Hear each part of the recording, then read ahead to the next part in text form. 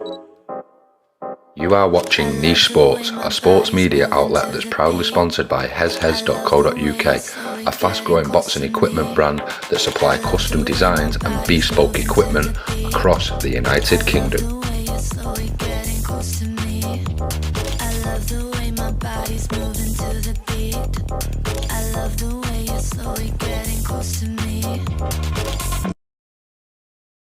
Hello and welcome to the first edition of Beyond the Atlantic, a brand new podcast brought to you by the Nichesportz Network.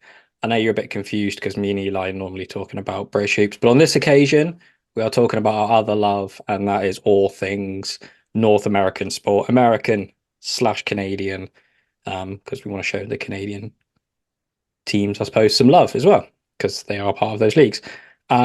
So Eli is a massive Kansas City Chiefs fan. Absolutely. He's a Jayhawks fan because he's from ye old Kansas. Amazing. Fan of Golden State Warriors. He's a bit of a bandwagon jumper. I was there in 2017. We shall. Sorry, I'm not sure about that. Sorry, my Alexa just went off. His Alexa goes off whenever it wants. This is golf to an absolute flyer. Are you a Royals fan as well, or is that you don't bother with that?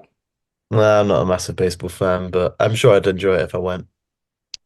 And I am a fan of every sport, as you can see from the plethora of tat around me.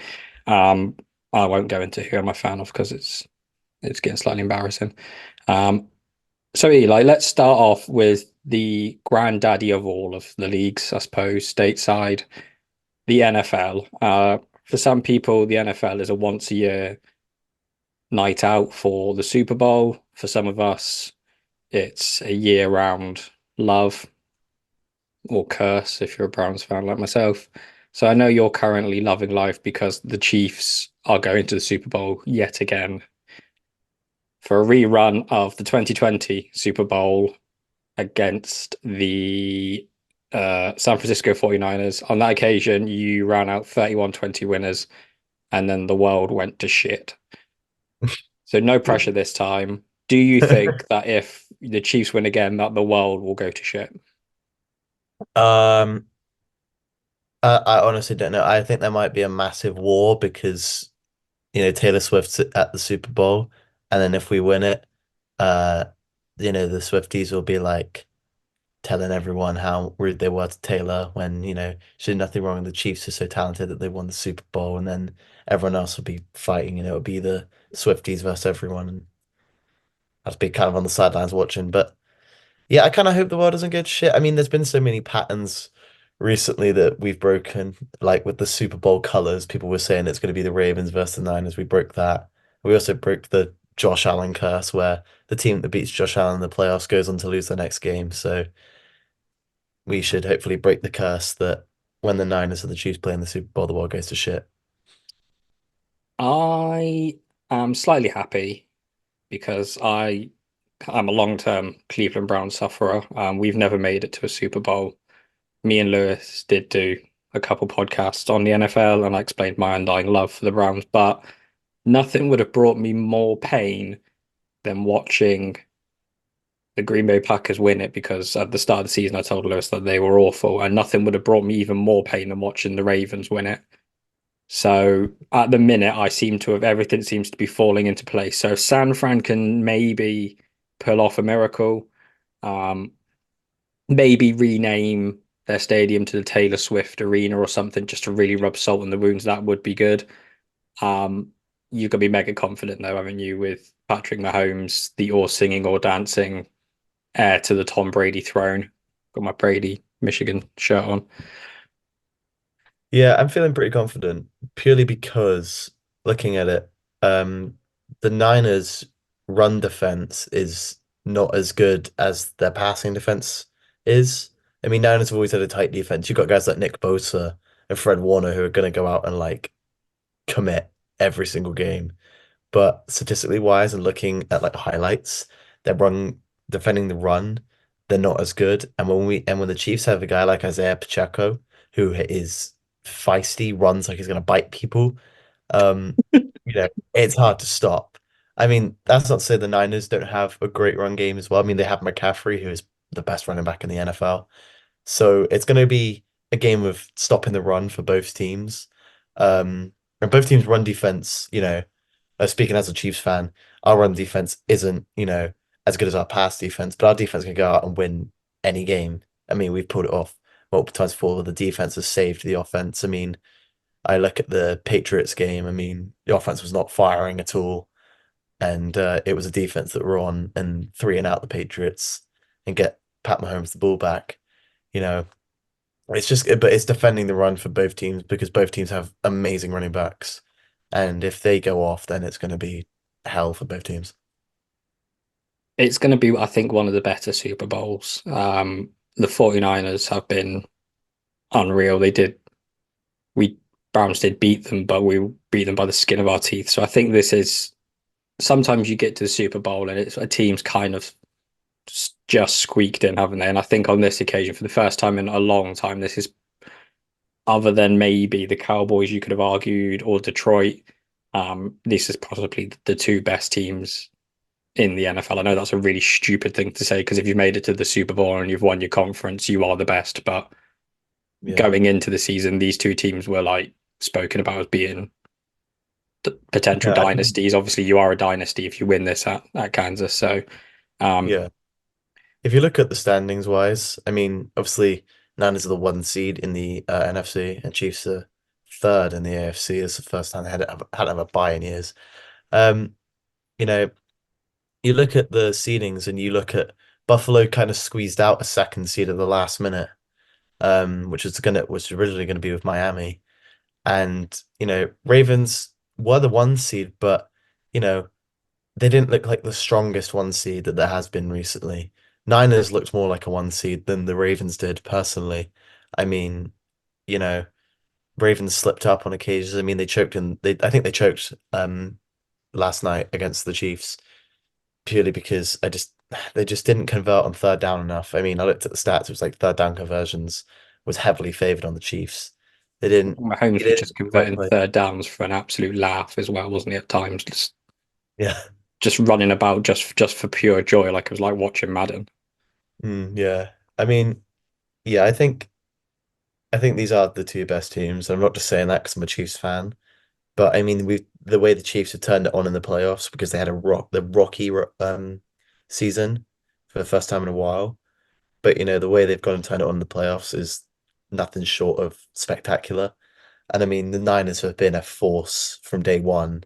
I mean, McCaffrey was on it, and receivers like Samuel and Ayuk are always going to go off. And then of course you got the force of a tight end in Kittle. I mean, he's just funny. I find him real funny. Do you think if you win the Super Bowl that they will put Taylor Swift lyrics on the rings? I don't think enough people are asking that. That's the question that people should be That would be going a bit far, should but be the asking. NFL does show a lot of. I don't think the NFL do it. I think the Chiefs would do it. The Chiefs did something last night. I think it was like touchdown or something. Chiefs version, like like Taylor's version. Yeah. Did like Chiefs version. I saw that, so I think it would be the Chiefs to do it, not the NFL. Unpopular opinion, I think Taylor Swift is obviously she is dating Kelsey, but she is kind of jumping on the Katy Perry bandwagon because Katy Perry, unbeknownst to a lot of people, is a die-hard Ole Miss fan and does lead the cheer at Ole Miss games. So Katy Perry is obviously more invested in Ole Miss than I think Taylor Swift is with the Chiefs. So that's something we should take from that Katy Perry is more of a football fan than Taylor Swift. So that's all I've got for that. I've been trying to find out whose kicker has made the most as well, because sometimes these things do go down to the wire. And I can't seem to find the 49ers field goal kicker for some reason on the stats. So maybe they've cut him. But your kicker has made 33 attempts this season. I know the 49ers kicker, if whoever that is, isn't above him. So if it comes down to a field goal, you should be pretty confident, really.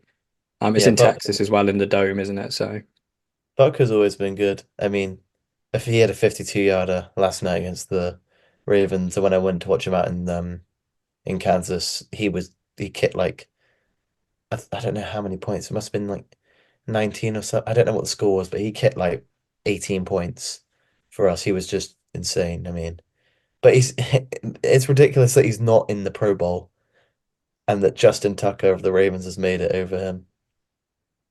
Yeah. On the flip side, though, Trent McDuffie has the league's fourth highest fumbles. So you got to take the yin and the yang with there, really, haven't you? Like he might fumble the ball, but then you could possibly kick a field goal. So that's the two people I'm going to be keeping an eye on during the Super Bowl. Your kicker and Trent McDuffie, because McDuffie is a really good Irish name. I don't think he is Irish mind, but No, he's um, been good.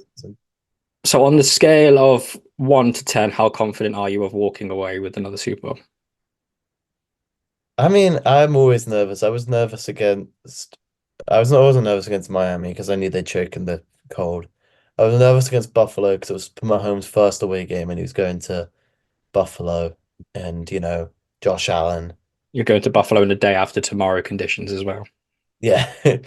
Um, I was a little scared about Baltimore because I don't know what Lamar was going to do with his stupid running. But I mean, he threw a catch to himself, so that was pretty impressive. Um, but I was always going to know that the Ravens are going to choke. That's what they do. Um, but this is the Niners. We haven't faced a running back like McCaffrey all season, and or a tight end like Kittle all season.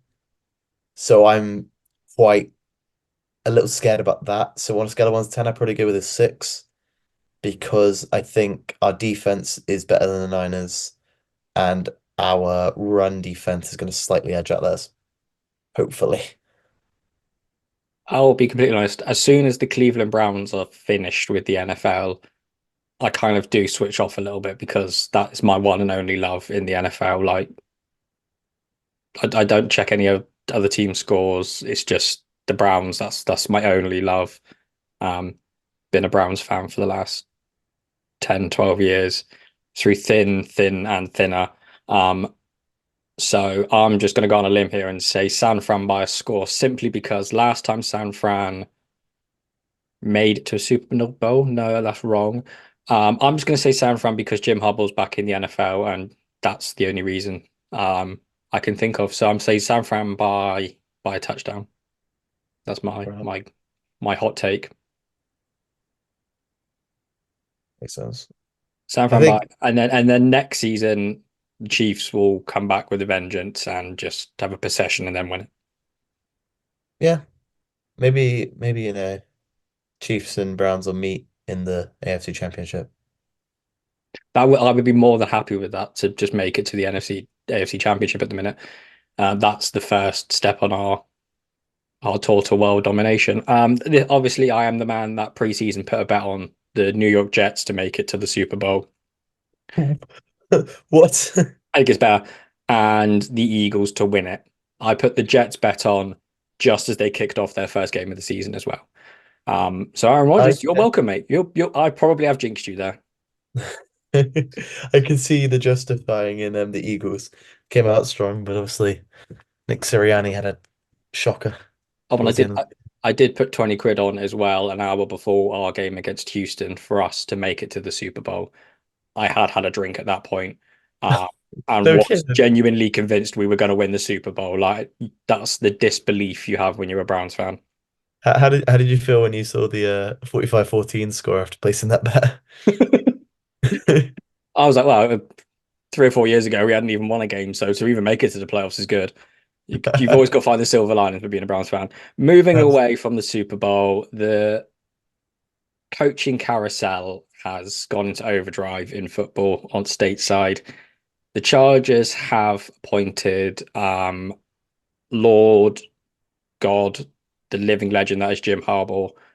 Um, Jim Harbaugh has recently come out in a press conference, I think it was in the last couple hours, saying he left college to go to the NFL because you can't win a Lombardi trophy in college. Which kind of sinks my argument I was having with Eli that a national title is worth more than a Super Bowl. Had it from your coach. We've got Sherrod Moore now. We're fine.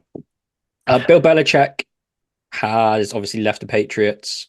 Was strong rumors that he was going to go to the Commanders. Looks like they're about to appoint a coach. I've not seen who, and it's not going to be Belichick. I'm pretty sure Belichick was in talks with Atlanta, the Falcons. That's not even a step down. That's like falling down a flight of stairs, isn't it? Yeah, the funniest thing that I found was the fact that they scheduled like 2 interviews. I don't think Belichick's going to the Falcons anymore. And it's the second time that they fumbled against the Patriots. They fumbled a 28-3 lead in like Super Bowl, whatever it was. And now they fumbled a coaching slot with, Bill. But do you really have to interview Bill Belichick? Surely it's Bill Belichick interviewing you. Yeah, it doesn't make any sense. When Belichick left the Pats, I was like, this sums up being a Browns fan, because Belichick was a former Browns coach when it all went tits up in Cleveland. We've got a really good coach now for the first time in years, and all of a sudden the absolute GOAT becomes available. I think Belichick may sit the season out and then may come back next season. Yeah, he could take a break to go and think about, his options, what he wants to do. He might not even want to come back and coach. He might want to go like into management or something, who knows. But whatever he does, he is a legend. So he has his legacy installed in the NFL. He had his legacy installed way before he left. So And Pete Carroll has obviously been shockingly fired by the Seahawks, which really confused me. Thought they would have given him another year. And the Titans as well, metaphorically shit the bed. I don't know what's possessed them to fire their coach. I mean, the Titans, for me, the person you need to get rid of is Ryan Tannehill. Let Will Levis play. Yeah. He played a few games and proved what he can do. Tannehill is short of him. I think, I've been watching Tannehill for a few years, and I just think that they need to get rid of him and let Will Levis play because he's good. The youngster is good. Yeah, I fully agree with that. I think the Titans are a mystery wrapped in a myth, in an enigma. I don't know what you don't really know what you're going to get there, and I don't really know. I don't know why the Patriots didn't appoint him and went with someone else, but whatever. Also, while I'm here, because obviously I love college ball, I watch more college ball than I do the NFL. So predominantly when we have these podcasts, I'll be covering the college stuff. The draft is on its way. That's kind of why everyone gears up to. The college season finished a couple of weeks ago. We are in absolute bedlam season on the college side of football. Coaches being fired, players entering the transfer portal, guys declaring for the NFL draft. Today, I've seen 4 players who entered the transfer portal have recommitted back to their same schools again. So there won't be a lot of college talk and who's going where, because until week 0 of college, we have no idea what's going to happen. But this year, the draft in the NFL is absolutely stacked. I can't remember a year where it has been so good. The Chicago Bears hold all the cards within the draft. What do you do? Because you have a talented quarterback in Justin Fields, but Caleb Williams is pretty good. So I think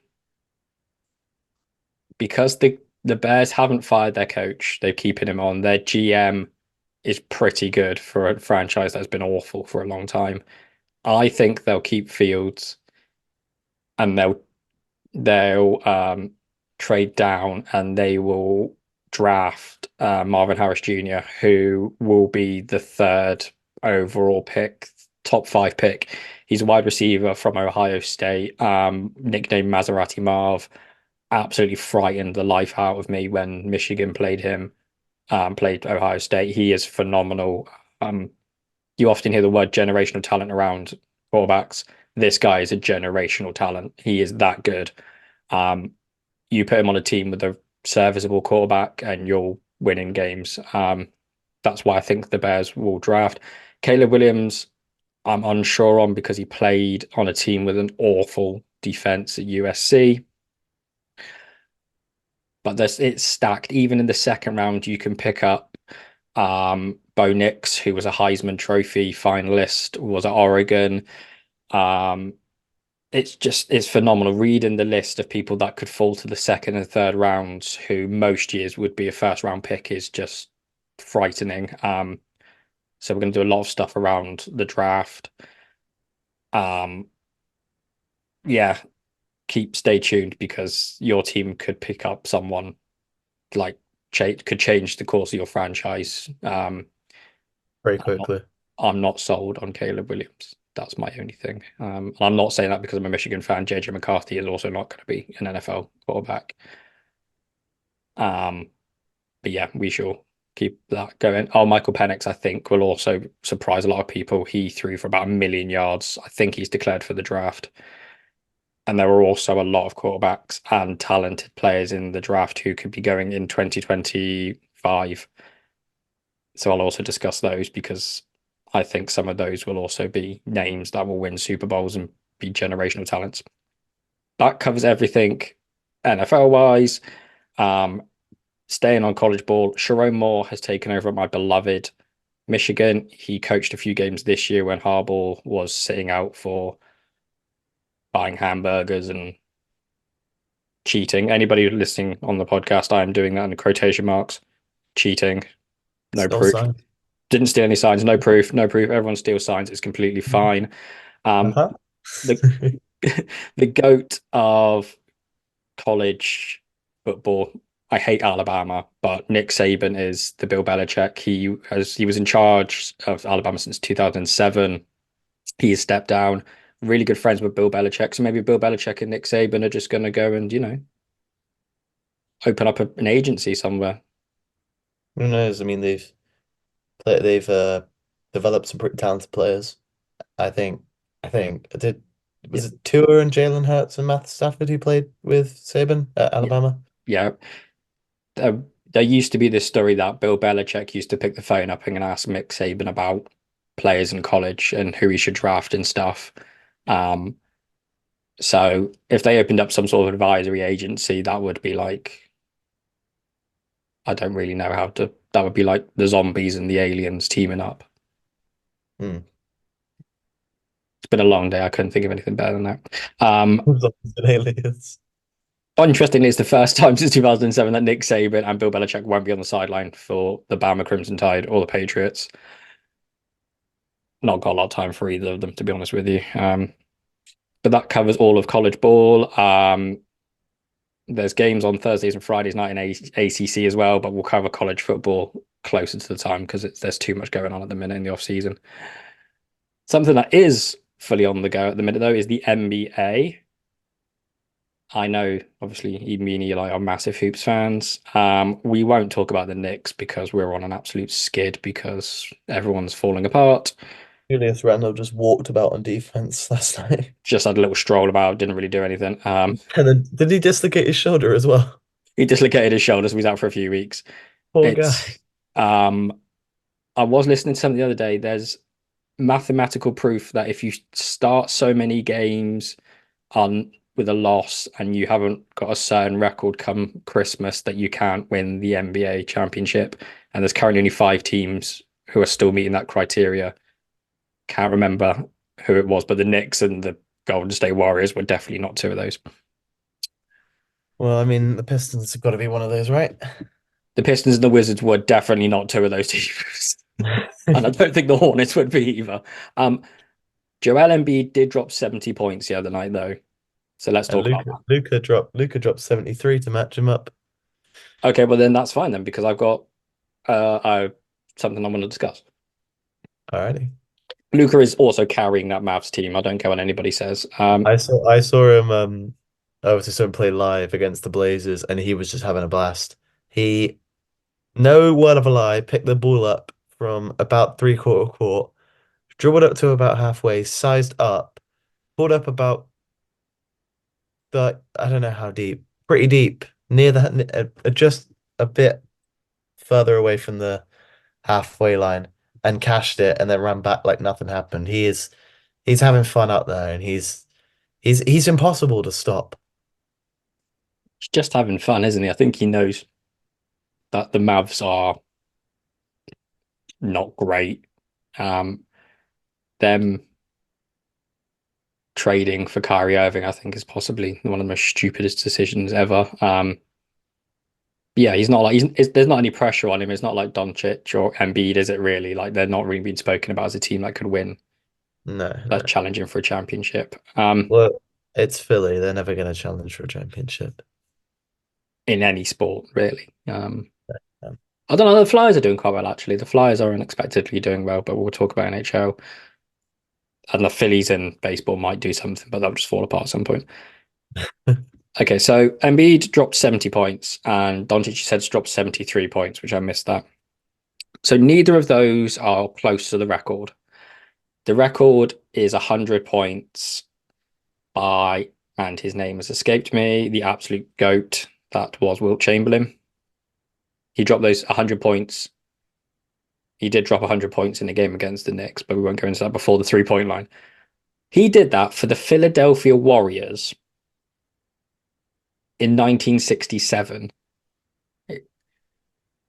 At the end of that season, the Philadelphia Warriors then uprooted and moved to San Francisco and become the San Francisco 49ers, and then over the course of time become the Golden State Warriors. Syracuse, got to bear with me here. Syracuse Royals, I think it was, or Nationals, then relocated to Philadelphia and became the Philadelphia 76ers. So this is my dilemma. Did Wilt Chamberlain drop those 100 points while playing for the Golden State Warriors or the Philadelphia 76ers?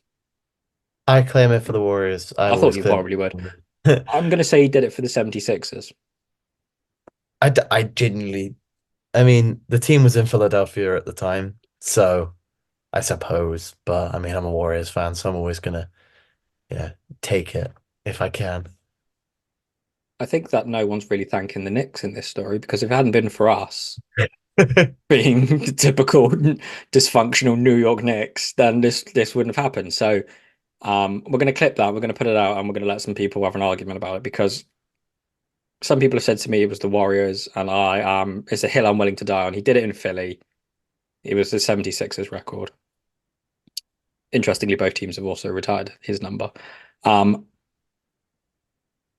And one of the other things in the NBA that is really annoying me this year is the tank race, because there's no one worth drafting. Why are you tanking? There's what? Yeah, I heard something a while back. I believe it was when the Spurs were tanking for Victor Wembanyama, which is understandable. Yeah.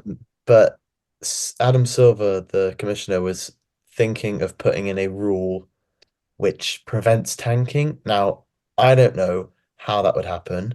He did stop resting all-stars and defined all-stars by, like, if they've been in a all-star game or something. But how you'd stop tanking, I have no clue how he intended to do that. He had some rules set out where you, like, imagine your team's just really bad and you get penalized because they think Adam Silver thinks you're tanking, like, but you are right, there is no one worth drafting. Why are you tanking? The only team that's not tanking is the Pistons, and that's because the Pistons have no one tradable and no assets to trade at all. So the Pistons are trying to not be bad, but the more they try, the worse they are. So that's the only team you can think of that isn't tanking. The Wizards are tanking about 4 years too late as well.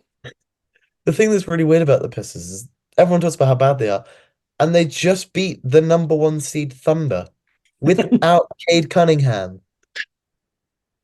What? The Thunder not the Thunder, the Pistons make me laugh, and I do feel sorry for them, and I just want to just be like, oh, just do well. But I don't know why these teams. It's not. It blows my mind. Like there's no one worth drafting. You're not, unless you're going to stockpile assets and you're going to do what the 76ers did. But even then, that doesn't really equate to anything because the Sixers haven't won anything. So it's the Sixers began that whole process thing, and it was such a failure. it was awful. We're going to win so much. No. You look back on what they said. As soon as I can't even begin. As soon as I think it was when like James Harden joined the Sixers, it was done. But it may have been way done before that. They've been saying that this is their year for so many years. It's like, come on, you're not the Dallas Cowboys. I am excited to see what Harden does to try and get out of the Clippers because He's trying to he, get out. no, He just eventually he will though because that's the pattern it goes, isn't it? He doesn't like where he is and then eventually he just does something crazy. So he obviously in Philly got really fat and they didn't trade him. He was awful at the Nets and just for a tantrum, they refused to trade him for a little while. It was really funny is that he said um in the press conference when he got traded to Philly, he said, "Yeah, before I got traded to Brooklyn, it was always Philly. I always wanted to go to Philly." I'm like, dude, you're gonna leave this organization in a season. Stop saying lies. I don't know what the Clippers are either. They're just like an old person's home, aren't they? They've got a They're great just, arena they're building, but other than that, I just don't know what they're about. they're the third seed, and they have a washed Russell Westbrook and Kawhi whose kneecaps are falling off. I was watching the highlights the other day, and I was like, they said Russell Westbrook, and I was like, oh yeah, I forgot that was a thing. My favorite thing to see was playing 2K and remembering when Westbrook was like a 99 overall at one point, like a 96, 97. And if you got him in like one of your like my league or my team cards, you'd be like, I just got Russ. And then you look for him in the trade find, you're like, oh yeah, he'll fill up my roster quite nicely. Um, it's the NBA it never fails to make me laugh or entertain just because how ridiculous it is. Um, the Phoenix Suns are also going to play the other team across the way in New York. Not Hofstra, not St. John's. Um, a team that was obviously worse, the Brooklyn Nets. And the Nets asked their fans on Twitter if they should have a return video for KD. And KD responded with, "No, I'd rather you didn't." He was good. He was good. He didn't do much though. I can't Imagine remember the exact phrasing, but it was basically like, "No, you're right, lads." imagine imagine like saying, "Oh, let's do this really nice thing for a player that used to play for us." It's like, "Nah, I'm good." Imagine getting told no by the player trying to make a tribute video of. The tribute video's gone too far in all sports. Yeah, I can get like LeBron going back to the Cleveland. Heat with the Cavs or one of the Mannings or Brady going back to the Yeah, Patriots. they're just doing it for everyone that did decently in their time there. Yeah, the Knicks don't do it because if they leave the Knicks, our owner just hates everybody. Like James Dolan just hates everybody, so no one gets a video at Madison Square Gardens. But that did make me laugh. I think that kind of rounds off. Obviously, Doc Rivers is back as well to disappoint another fan base. Um, I think I that's it. thought, yeah. I don't think there's anything else really going on in the NBA. People are just falling over and getting. People are randomly scoring 40 points every night, and then occasionally you get a 70 bomb, and then you hit a game winner, and then the Pistons lose. That's kind of it.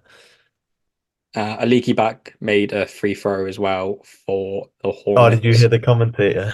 and everyone went, "Who's this guy?" If you don't know who Leaky Black is, and you call yourself a basketball fan, you really, really need to take a good hard look at Did you yourself. hear the Did you hear the Charlotte's announcer? Yeah, he's never made a free throw in the NBA till now. I love Leaky.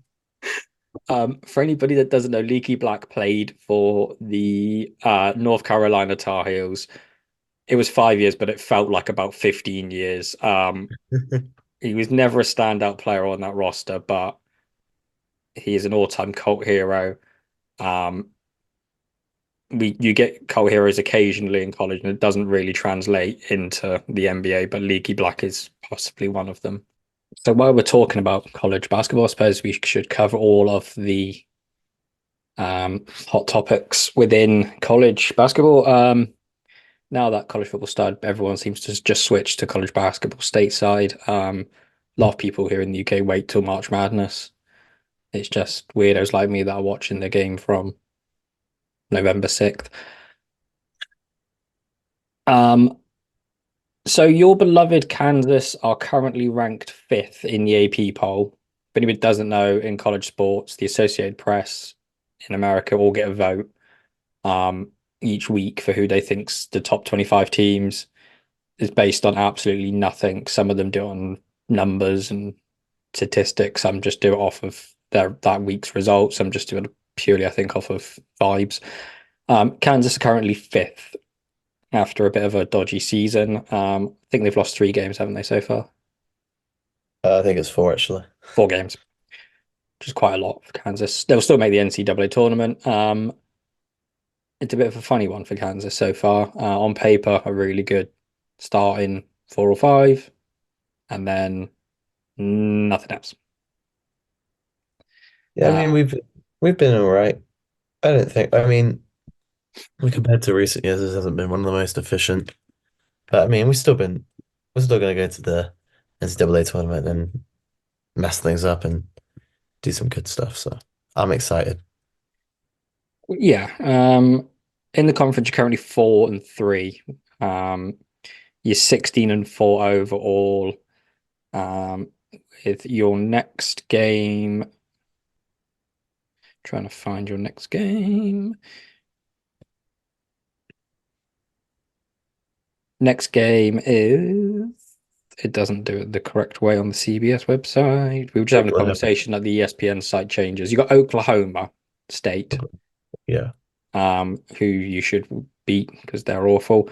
You've then got Houston, who are also ranked. They're ranked 4th currently. Haven't really played or beaten anybody really in their non-con. You've got Kansas State, then you've got Baylor, who are 18th. Texas Tech, who are ranked 15th. Oklahoma are 23rd.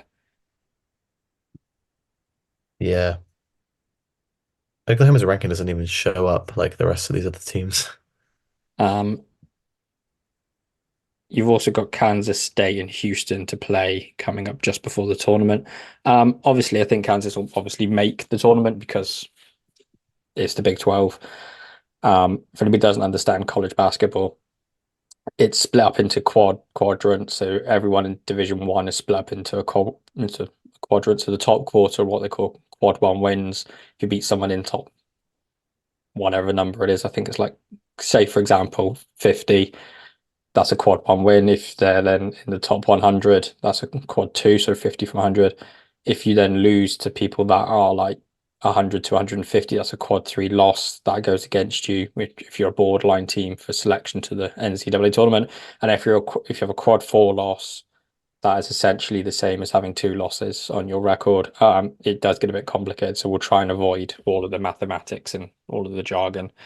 Kansas playing the Big 12, which is arguably one of the joint 2 best conferences. So there's a lot of opportunity for Kansas to get what they call quality wins over really good teams within that to kind of build their record up, which is why you'll see a lot of Big 12 teams making it to the tournament. Won the tournament, I think, was it 2021 was the last time they won it? I remember staying up for it. It was a year before last, so like 2022, I think. 2022 they won it. If anybody doesn't watch college basketball, Kansas are an absolute powerhouse within that. Their support at Allen Fieldhouse is unreal, and also basketball was essentially invented at Kansas, give or take. The original rules are actually in the Allen Fieldhouse, written by James Naismith. There is a 30 for 30 documentary on Kansas buying the original rules. Go watch it. It's a fascinating documentary. Even if you're not into college basketball, go watch it because it's really good. It's about the history of a sport and how it was born and invented, which is quite unique for basketball. That the sport is now globally one of the biggest sports in mankind, really, and it was invented by a bloke in Massachusetts for a YMCA. But we won't go into the history lesson. UConn are currently ranked top in the AP poll. They are the current reigning national champions. I'm not really all in on UConn, although they are ranked 1. I think they have 18-2 overall record with an 8-1 conference. I think they're pretty good, but yeah. Big East is incredibly tough this year, with teams like Seton Hall doing really well. They weren't really tipped to be doing anything pre-season. Providence have kind of gone off the boil. They've had a few injuries recently. Marquette, who play in Wisconsin, are tipped to be one of the best teams in the country. And Creighton, who I've given the kiss of death to by putting money on, were also one of the ones that were favourites to potentially win it all. Big East is a fascinating conference. It's basketball only, so it's not like the other conferences. We have football and other sports. It's purely basketball. This weekend, Georgetown played Providence. Providence coach left in the summer to go to Georgetown. There were people queuing for 48 hours before the actual game to gain admission to this. And it was unreal. The atmosphere was fantastic. If anybody doesn't watch college basketball, I think it's readily available now on Sky Sports. Would fully recommend it. It's a difficult watch, but it's amazing for everything that goes off the court as well and goes into it. It's all encompassing. Florida Atlantic made it to the Final Four last year. They're a tiny little school in Florida. I'm tipping Florida to go to the Final Four again. Moving back to the NBA quickly. Anybody who wants to watch the next big stars, there aren't a great deal that are probably going to be coming from college this year, not like a Wemby or I can't think of anybody else. Zion. Zion. Yeah, Zion didn't have. Yeah, Zion was unreal in college and has kind of been affected by injuries. Dalton Connect plays for Tennessee. He is on some of the mock drafts I've seen is going top 3 or 4, could be the first overall pick.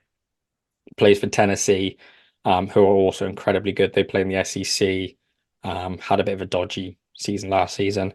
And Kentucky are absolutely stacked with guys that could go to the NBA either this year or next year.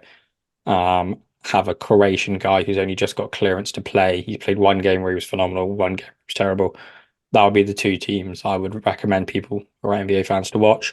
Zach Edey also plays at Purdue. He's the current player of the year and will probably become player of the year again. If anyone's going to go first overall pick, probably to not the Pistons because they won't win the lottery. Wizards, maybe. That could be your first overall pick. Sorry, you say, Eli? I was just saying that the Pistons can't win anything, not even the number 1 overall pick.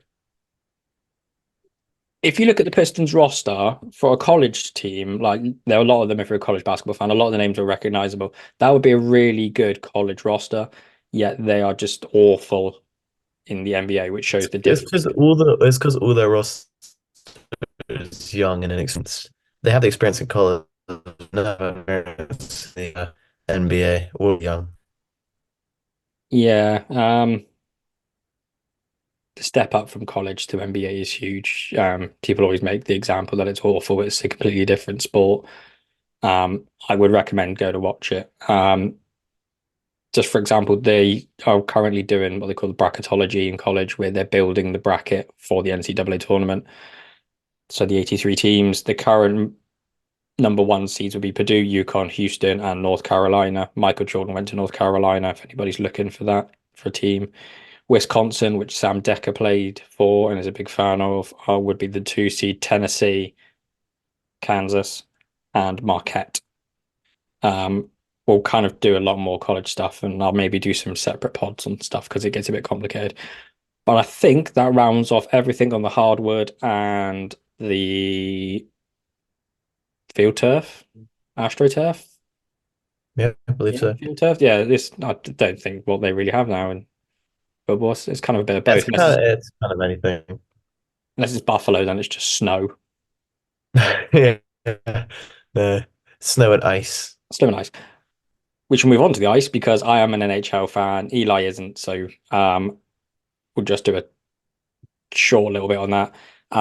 The Edmonton Oilers could tie the all-time NHL win streak record. They're currently sat on 16 games. The record was set by the Pittsburgh Penguins in 1992. The Oilers could surpass that. Their next two games are Vegas and the Anaheim Ducks. Vegas is a pretty difficult game. They're pretty good. Just above the Oilers in the Western Conference standings. And the Ducks are awful, so they should beat the Ducks. All-Star weekend is on the way. The NHL is also absolute chaos. You have no idea what's ever going to happen. You could be sailing at 1 minute thinking you're doing really well. On Saturday, the Bruins were 5-0 up against the Philadelphia Flyers. And within a matter of minutes, it was 5-2, and the Bruins were kind of rocking back and forth a little bit, only to then go and score late on and make it 6-2. So you have no idea what's ever going to happen in the NHL. And that is predominantly split between America and Canada, hence why we've now made this podcast. America and Canada, because ice hockey is Canadians' national sport. I think that sums up everything that is going on American stateside. Have we got anything else to talk about? I know we talk about Taylor Swift. Anything else really? No, except the Chiefs for the Super Bowl. Chiefs for Super Bowl. We're going to do these podcasts every couple of weeks. There's not going to be a weekly thing. And every week it will be different news items and stuff from all the sports. There's a lot of content and people out there who follow and cover one sport, but there are a lot of people like myself and Eli who follow multiple American sports. And there are some weird people out there like myself who follow college sports, who like lacrosse like me, who NASCAR. We're going to put a bit of MLS into this. We're going to put women's basketball, women's ice hockey. So come for the sports you like, enjoy, and the comedy and our hot takes and telling us we're wrong, and stay to learn about sports you don't know about and just get involved. Yeah. If you like ourselves, you're obviously going to have to go and make a coffee because you have to stay up quite late to watch all this shenanigans. Yeah. But that was the first episode of Beyond the Atlantic. Thank you for listening. Enjoy, and we'll see you again soon.